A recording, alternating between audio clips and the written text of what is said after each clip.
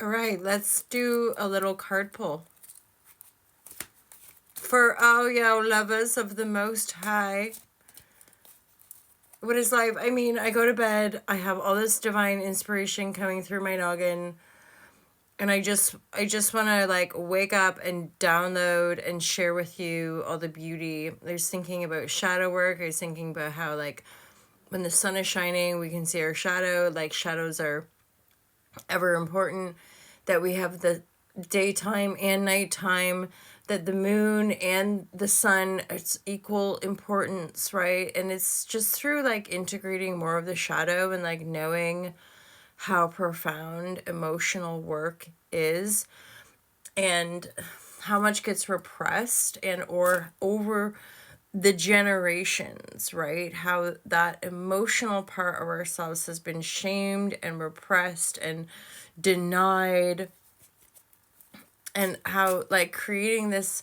so-called new earth, or just like a higher base tone of our world, call it whatever we want to call it, whatever words, it's the fact of like being in harmony with one another, being honest, being in our integrity, not competing and fighting for our own existence, right? Under this controlling dictatorship, masking as corporate greed and capitalism, like we can all consume stuff and buy stuff, therefore we are free.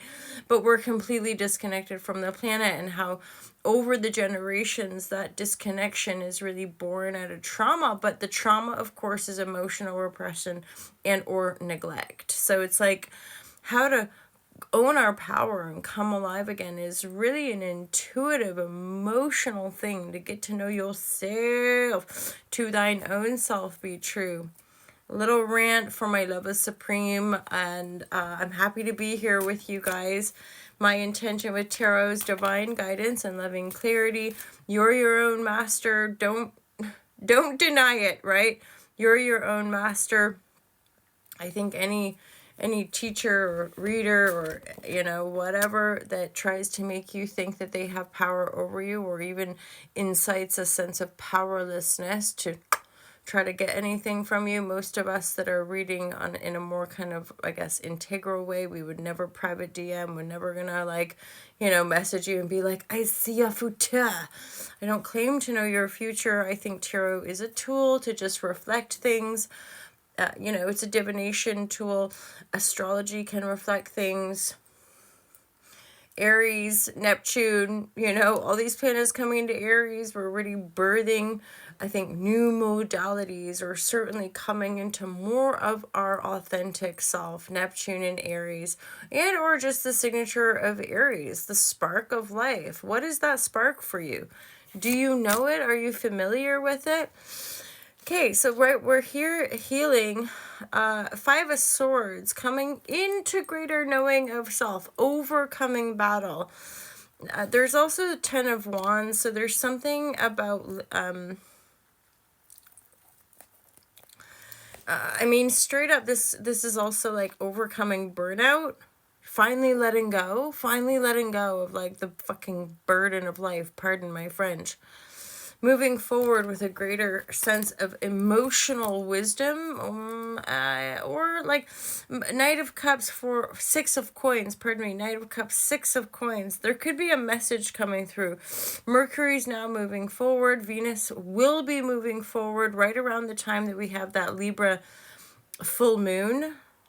So Knight of Cups with the Six of Coins, this could be an offer coming in after claiming your mental sovereignty, overcoming mental burden, and letting go of the burden. Like maybe the burden, there's the Saturn energy there. Meh. Yeah, the burden here would be karmic stuff, inheritances, right?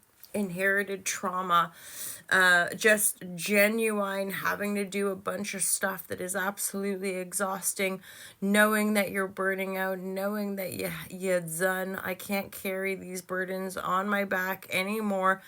I have to claim my personal sovereignty. I have to know the difference. Knight of Cups is healing and moving forward after the Ten of Swords.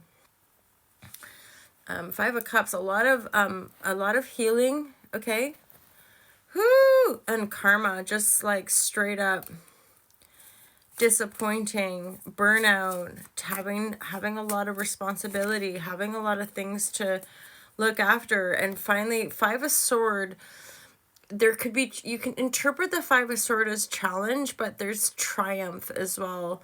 The Five of Sword is finally drawing a line in the sand. The Five of Sword is finally going, no, this is what I'm doing. This is what I'm thinking.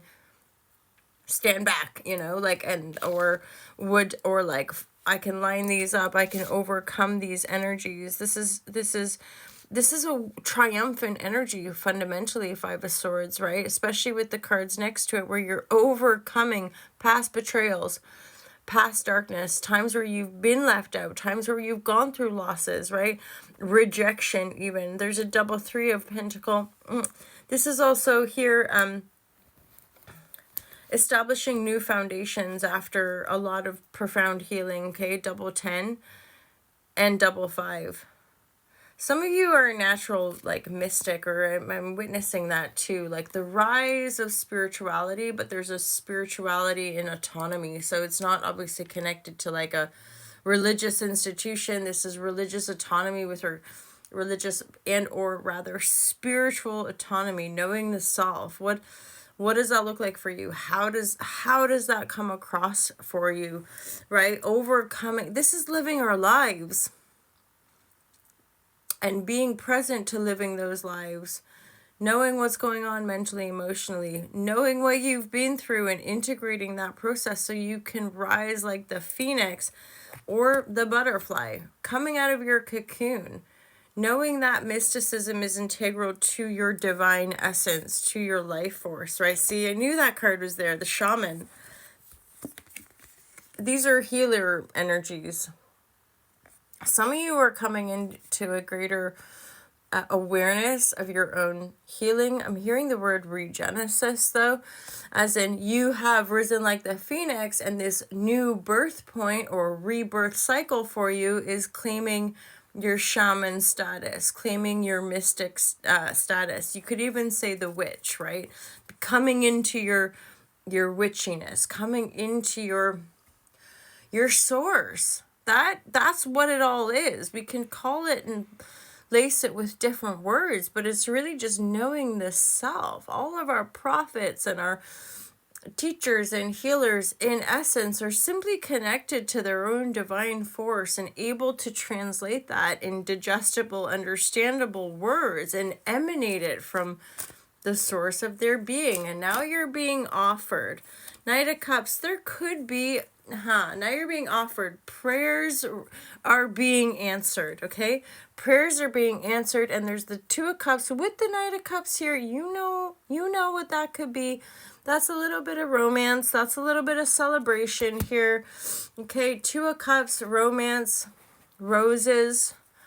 We might be being offered something that is a very romantic and enticing. Dreams are coming true, you guys, but the prayers are being answered. This is often the energies we receive after enduring the Ten of Wands, after enduring the Ten of Sword, being dead to a situation, being done with a situation, which could be an ongoing battle in our mind. Usually there's people involved. Most of us have some people involved in our lives.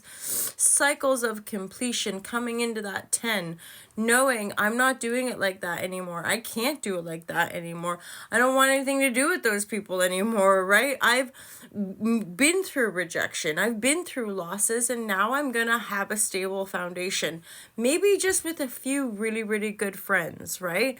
But you are moving forward. There is romance here. There's romance on the cards. Prayers are being answered. Six of Coins, you are being offered new things. And some of you are really stepping into your power with regards to like your own personal healing modalities, feeling and knowing that anchor.